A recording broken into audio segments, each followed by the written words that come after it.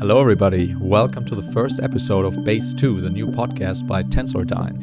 In this podcast, we'll be talking about AI tech, AI infrastructure, chips, compute systems, all the way up, including the software stack, the application layer, everything that has to do with how AI is deployed today. And we'll be digging into numbers, into specifics. So this is going to be a podcast that doesn't only stay on the high level. We'll always try to give a good overview over the topics that we'll discuss. And we'll also have special guests always. And today in this first episode, we're here with Nick Pandher, VP of Product at Cirrascale, an early and dear partner of ours. And we have Paul Schliebe, Senior Director of Business Development at Tensordyne. And myself, I'm a co-founder of Tensordyne, VP of Product. And in this first episode, we'll be talking about the economics behind generating tokens, sometimes also as a wordplay abbreviated as Tokenomics. And maybe we'll start off by asking Nick, how do you make money these days in AI, in infrastructure and in AI compute? Yeah, absolutely. So we're an interesting company, Cirrascale, in that we're a neocloud that's focused on predominantly AI fleet.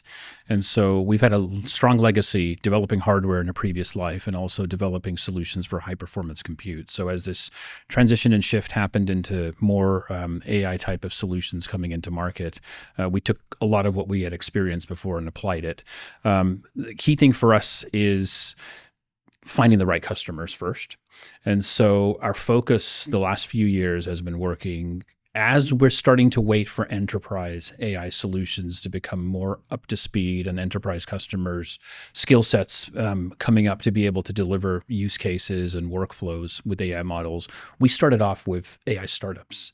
And in those AI startups that we started to work with, it was predominantly training of models, building out the initial models, training the models, iterating the models, and continuing to improve. So it was heavily weighed on training.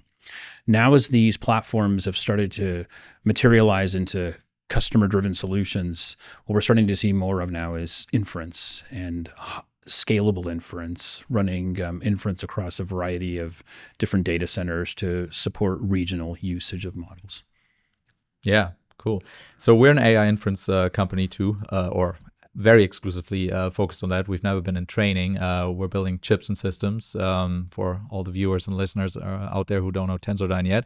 This new focus on AI inference, maybe over to Paul for a second.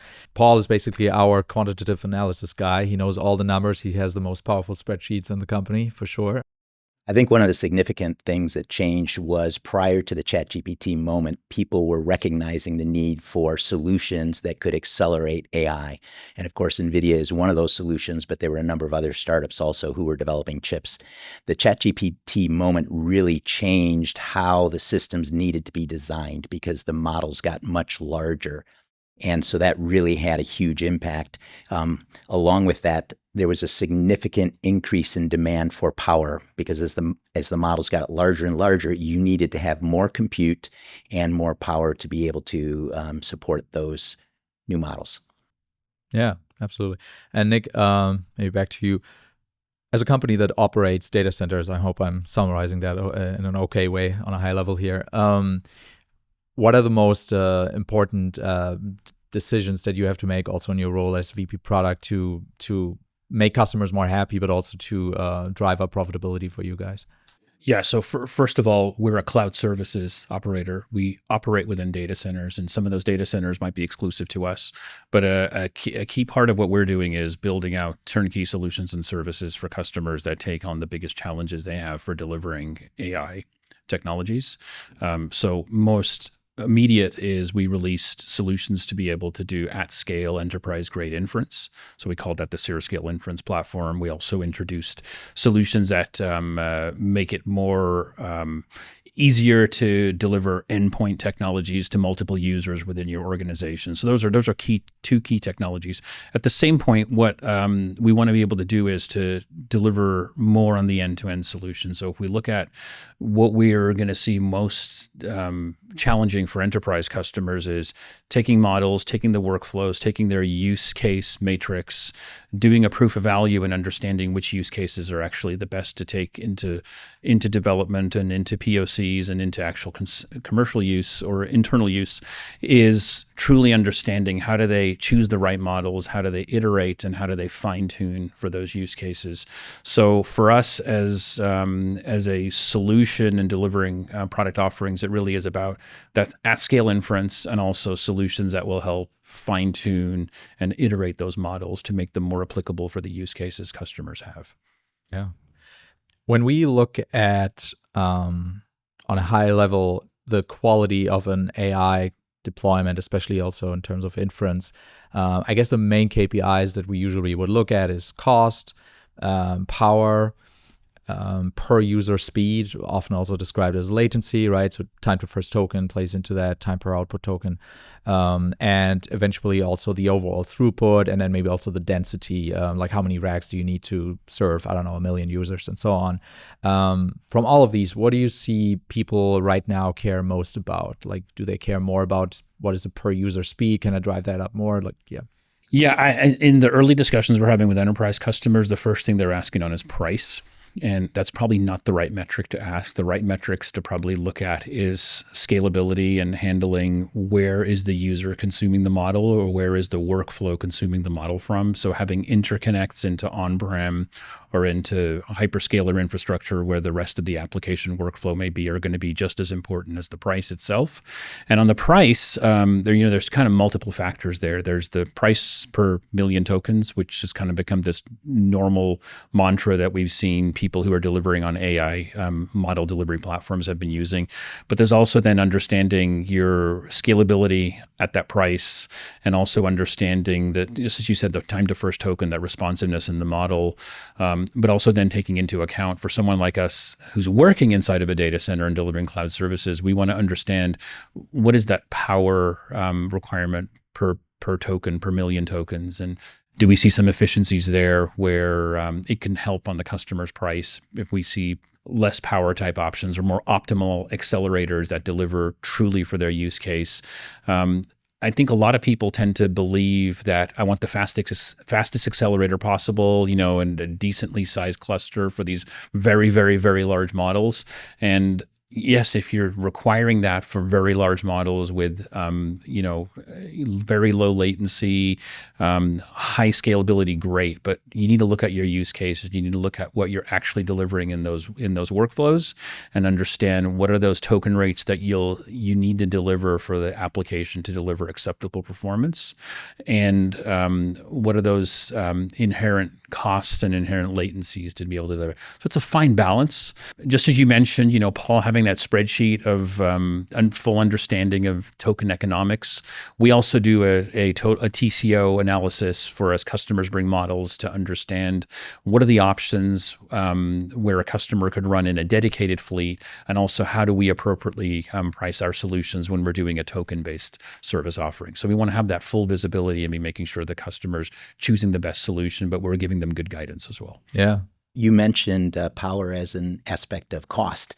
What about that in terms of the availability of power? We start to be hearing more and more about certain people who might be looking to retrofit or even building brand new data centers where there are limitations in terms of the power. How does that fit into the equation for you? Yeah, so for us, power is a little bit different than guys who are building these mega large data centers for training. We do very large training clusters and we do operate environments with very large training fleets for customers. But when we look at inference, there's going to be two factors of balancing that power to the data center that the customer may be wanting to utilize. So a good example is we're focusing on more inference-ready data centers. So inference-ready data centers for us are data centers that typically will have a carrier hotel so that we can connect to customer fabrics that might be in a hyperscaler or might be on-prem. It is truly a hybrid workflow as we look at enterprise, very different than the generative AI startups and all of the larger AI folks delivering AI-based model services. And so for that, we're going to have a diverse group of power requirements and power limitations in some of these sites. A good example is we may see a traditional site that's more focused on inference with a carrier hotel-based data center where we're under 20 kilowatts a rack. And so we need to deal with some of those contingencies as they come across. We may also then start working, and we're starting to build out a footprint of carrier-operated data centers where we want to connect to their fabrics for on-prem. We want to leverage their fabrics for geographical ability to lean into fleet for higher performance and lean in for scalability, geographically follow the sun type of mentalities for operating models and utilizing fleet. And so for those, we may come into data centers that are extremely lower power per rack. So balancing that fleet for a customer's given inference token generation needs is going to be a key aspect, because you want to benefit from where those applications and those workflows are running and how they're interconnecting as well. So it's going to be a fine line of power availability. And so we believe that's not as big of a problem for the data centers we're planning to operate in for inference. But I can see for training fleets, the power and the lack of power is going to be a growing problem. Yeah. I personally live in Germany, and the power costs there, even in the industrial space for data centers, is sometimes 10 times higher than the lowest prices I think that people see in the US. So there's also certainly geographical differences to the need for power also being cheap, not just available.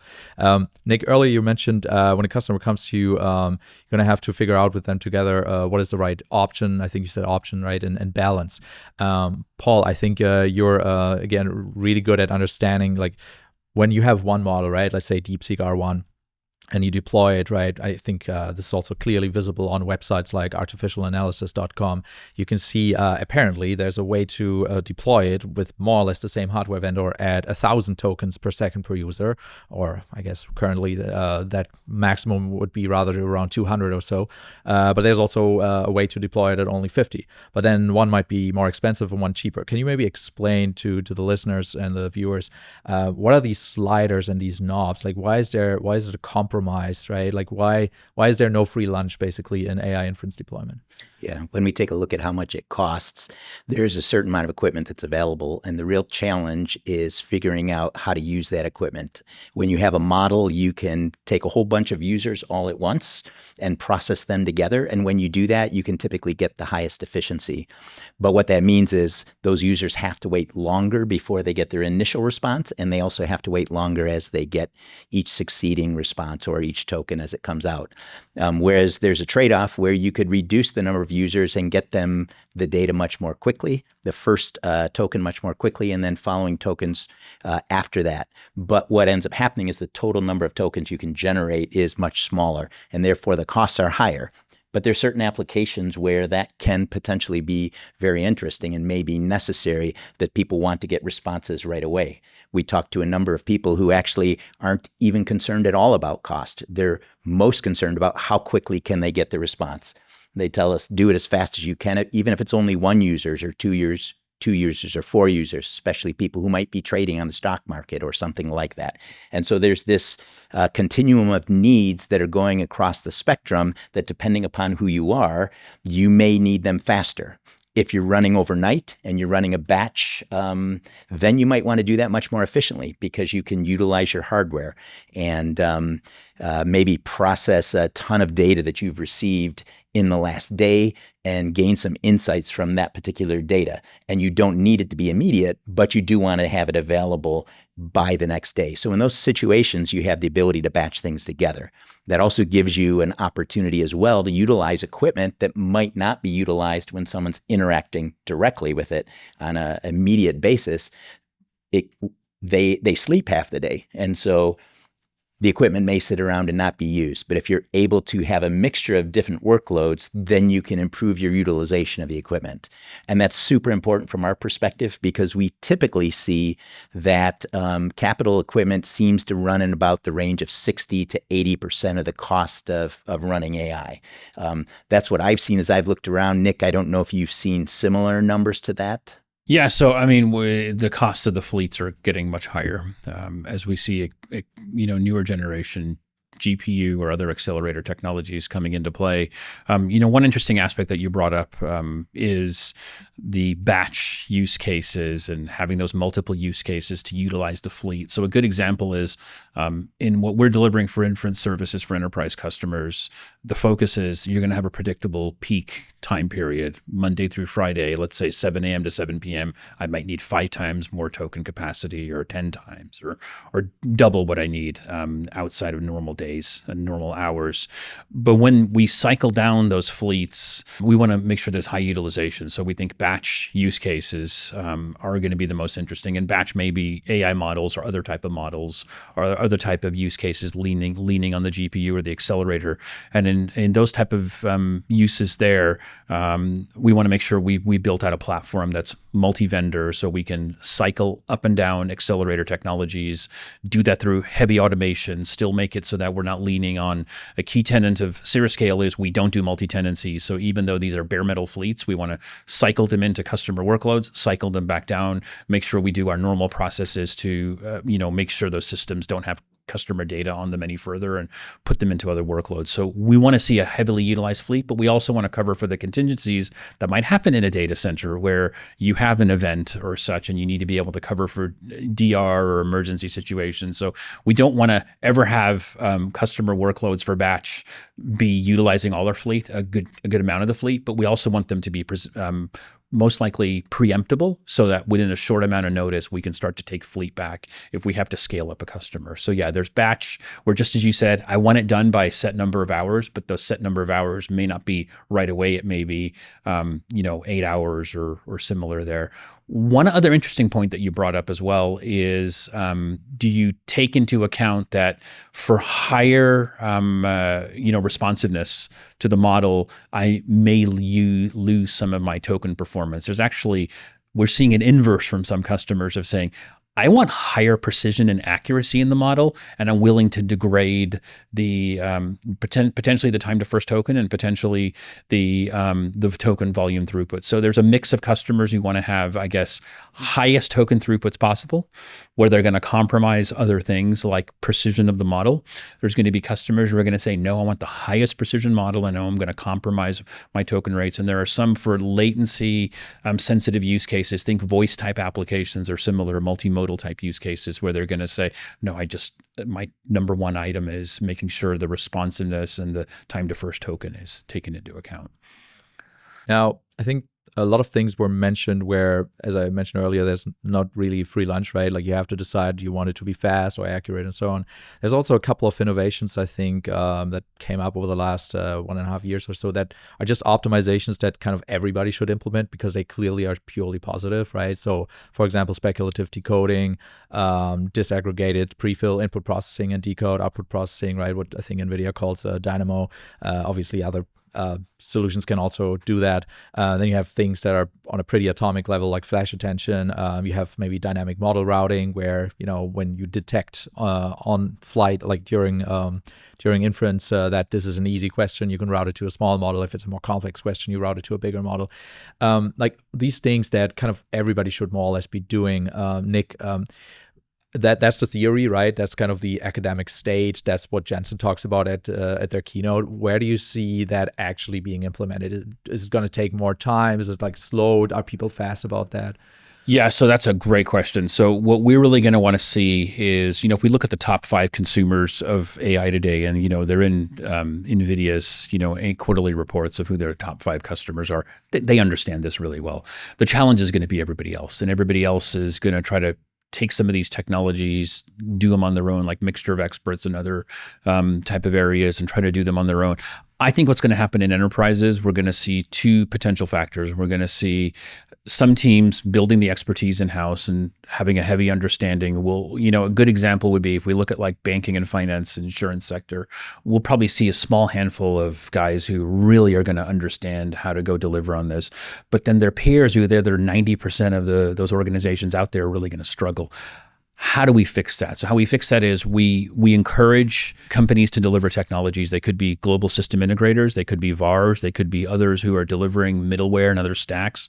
What I really want to see is agentic workflow stacks, and we've seen a few starting to show up for specialized type use cases where they're taking in a mixture of models, they're building out use cases, some of them chatbots, some of them others, and they're taking into account how to deal with legacy type applications as part of that agentic workflow, but also the right type of models to answer specific questions and to do model routing and such. So this is going to need a helping hand. And I think we are going to see people develop some technologies out there that people can license or utilize as part of their AI workflow that's going to make that easier. And again, totally fine if somebody wants to build this on their own, but I think a lot of enterprise organizations who aren't as tech savvy, but have been giving that CEO or board of directors mantra of we need to do AI, they're going to want to leverage people who may be able to give them a helping hand.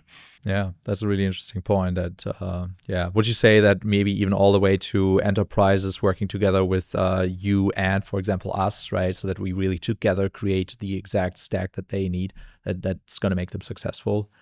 Yeah, absolutely. So we want to leverage the relationships we have with partners like yourselves on building the accelerators, our software team that's building interesting, unique solutions, leveraging sometimes open source, sometimes closed proprietary things to us where we can have an advantage, but then really encouraging, and we've come across a few people who kind of know what they're doing and are trying to figure out, what do I got to do in this space? I have this skill set, I have a team of people. I think we really want to encourage them, go look at some of these customer vertical industrial segments and others. Look at the specific use cases they're trying to deliver over the next 36 to 48 months and see what you can deliver as ready-to-go technologies for those type of customers. Yeah, awesome. In enterprises, for us, we also talk to a bunch of enterprise customers that sometimes have a very low tolerance for bad outlier performance. And I think this is a little bit understudied from what I see, right? Like very often you might have a model where, okay, even if I deploy it very quickly in 4-bit or 8-bit, the average performance is only going to drop by maybe 0.1%. So that seems fine. I'm going to run a couple of tests and I look fine on average. But then there's a little bit of that mistrust left. Like, what if that one day, like let's say I'm McKinsey, right? And I have this big AI deployment. I'm going to say, okay, from tomorrow on, every consultant gets access to my RAG database, AI models thing, right? That stack. And one day maybe they get a complete hallucinated answer from that system. Obviously, they can check the references. I'm sure they're going to have some nice referencing in there, right? But people might be concerned about outlier performance in the enterprise AI space much more than your average Joe being on ChatGPT and asking for cooking, baking recipes. I mean, who cares if, it's 170 grams of flour instead of 150, right? Do you see that sensitivity, and how do you think that can be addressed? So I think we've traditionally seen that sensitivity with enterprise just in any workflow where there's compute involved is accuracy and am I delivering an answer that the consumer of the model is going to expect? I don't have a great answer on that today because I think there's enterprise organizations need to kind of put the line in the sand of what's acceptable from some of these models today as far as accuracy and what tools are they expecting the community to deliver for validating a model before you go into production. We have been talking to some teams who've built, especially in the space of the generative AI platforms that we've delivered for the startups. Some of them have delivered tools that not only do safety validation, but also look at hallucination and they can test against the model. I'm struggling to see how enterprise is going to be able to deal with that, where some of these teams have lost significant internal development resources. As people move to public cloud, you started to see a lot of these teams have skill sets that have just disappeared, and they've leaned on tools that are ready to go from hyperscalers. So some of these skill sets are going to have to come back in, and they're going to have to evaluate the approaches, the methodologies, what external tools do they use or license, or what established methodologies do others bring to the table to validate these type of concerns and ensure that you're delivering a reliable model that can be trusted in a commercial use case. Yeah. Now, the example I just mentioned, I think what's really interesting about that is, I mean, obviously, Tensordyne is also a company that has done a lot of innovation. Maybe even our main innovation pillar, you could say, is in math and in the precision and accuracy of AI models. But I'd like to ask Paul to explain maybe to the viewers, like what is actually the cost difference and also roughly the cost breakdown of saying, oh, I'm going to go premium. I'm going to do everything in 16-bit and pretty fast per user. And then versus I'm going to do everything in 4-bit and I'm going to not care that much about per user speed. I'm really going to optimize for cost and for broad overall throughput. Can you give us a rough quantitative sense of like what the spread actually is? I think it's really interesting. Sure. I mean, just fundamentally looking at the math behind it, it's a quadratic formula. So if I run it 4-bit and I want to go up to 8-bit, then I can expect a 4x increase, not just a 2x increase. And when I need to go up to 16-bit, then it's a 4 times increase. And so we're talking now 4 squared increase, so 16 times increase in terms of the amount of power that you need to be able to deliver that level of performance. And that's a unique thing where how we do our log math and how we turn multiplications into additions allows us to scale linearly instead. And so we're able to present a much more interesting improvements in terms of the accuracy at a much lower cost impact. Yeah, that's that magic that we achieve on the atomic level, on like a system level, right? Let's say I'm a customer, I have these 10 racks, right? I'm going to tell Cirrascale, hey, I need you guys to manage this. I need you guys to set this up. I have this and this, I don't know, I have 10 million of CapEx available. What on that level, can you maybe give us a rough breakdown of like maybe 2 scenarios, at least 2 extreme scenarios, like how much am I going to get out of this? What is the spread? Like what is the factorial difference, basically, the multiplier between the first scenario and the last scenario, how much I've got to pay per token eventually? Yeah, I mean, it's roughly a factor of 16x going from FP4 up to FP16. Yeah. And in terms of, so most of the time people maybe talk about CapEx and OpEx, right? And the cost of AI deployments. Can you give us a rough sense of how much is the CapEx part, the OpEx part, and then also how does the OpEx part break down into power and other things, also the CapEx part? Yeah, it depends a lot. It depends upon the system configuration. If you're looking at getting some of these systems, which are SRAM based, then you end up having to implement multiple different racks in order to support that. And sometimes we see the power costs of implementing those racks actually pushes up the total operating cost relative to the overall expenses. When we look at typical GPU-based systems, we see in the range of 60 to 75% of the cost is in the CapEx, with the remaining cost in OpEx. And to be quite honest, here in the US, as you mentioned earlier, we have much lower cost for energy in certain locations. And so the actual energy cost may be quite low compared to, say, the colo cost. So of that remaining 30%, maybe 2/3 of that is the co-location and hosting costs, and 1/3 of it is the energy costs. Yeah. So with that very significant percentage in CapEx, right? As we know, capital has a cost, right? I could also use that capital to invest it in MSCI World and watch it grow instead of spending it on AI hardware. Nick, how do you see customers of yours and maybe customers of yours deal with this pressure to spend a lot of CapEx? Who wins that game?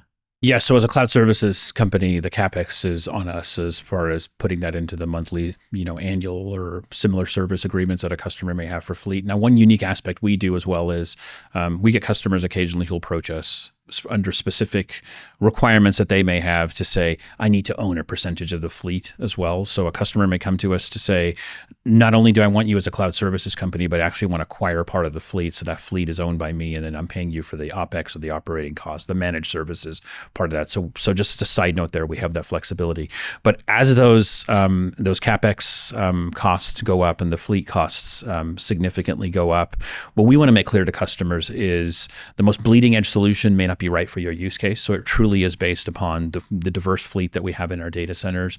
And so an accelerator that's considered bleeding edge today is probably going to be a great, acceptably good price solution 5 years down the road still for a lot of use cases. Yes, there are going to be use cases in the future that are going to need the latest, greatest accelerator technology. But for a lot of these use cases, leaning on current models and looking at, a good mix of different workflows for enterprise, we're going to have a lot of we're gonna have long legs on some of these fleets. That absolutely does not apply to training, where training, after 3 years, for some customers, a 3-year-old solution for training is considered obsolete. For others, it may be perfectly fine. But the mantra there is there's always going to be a different selection of accelerators. There's going to be different selection of AI ASIC manufacturers and solutions like yourselves who are going to deliver different cost points for performance, different scalability, different densities. So we as a cloud services operator and a neo cloud, we really want to have that a good variety of solutions. So if a customer comes to us for a specific expectation of a price point and token performance and precision, we can deliver on that. Yeah. Maybe a question to both of you, whoever wants to answer. Are there any applications that you see on the horizon that cannot even be unlocked today? Either like there's really a step function, like it either works or it doesn't work, such as like anything that maybe isn't real time today but could be real time tomorrow? Or do you also see other things where maybe with relation to a certain KPI like cost, it's very sensitive and it needs to go below a certain threshold and only then it's going to be unlocked? Do you see any of these applications on the horizon that are going to be unlocked through better, cheaper, newer generation deployments or hardware? Yeah, I still think we're very early on the enterprise journey today. So as far as solid data points across lots of different use cases, we're still gathering those. So I'd say put a pin in that and ask us that in a few months. Right. What's really frustrating right now is a lot of the events that we tend to see and the ability to network with customers. We have a good range of customers we know from our prior engagements, but what we tend to see is a lot of these events, like we just had SC24, is it's us at those events talking to the same people, and there's limited interactions with enterprise customers. So we're focusing more on getting those interactions with enterprise customers, not just the events, but also spending more time technical committees and similar with customers in conjunction with some of our OEM partners, and just really leveraging just to have those discussions and the understanding of what are they trying to deliver, what are the challenges that they're having or they perceive they're going to have. And just as you said, are there specific use cases that they're just ignoring today because they believe they're not achievable? Can we at least find out what those are so we can see, okay, what is the stumbling blocks that preventing those from potentially being deployed in the next couple of years? Cool. We see a lot in the enterprise space of some types of support, first level support, whether it's chat-based or audio-based type support being enabled right now. Do you see things like video support as well being something that people are thinking would improve the customer experience?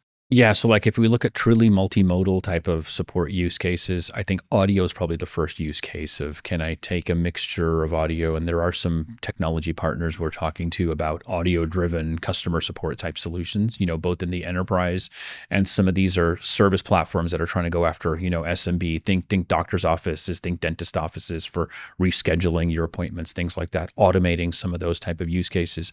So we're seeing a good chunk of that. I think what we want to look at more and more, and I was just with a group of customers this last week where the question came up of, hey, we have ticketing systems inside our organizations where we want to kind of improve the workflow for some of those use cases. So I think connecting to existing like help desk type of ticketing systems and understanding better.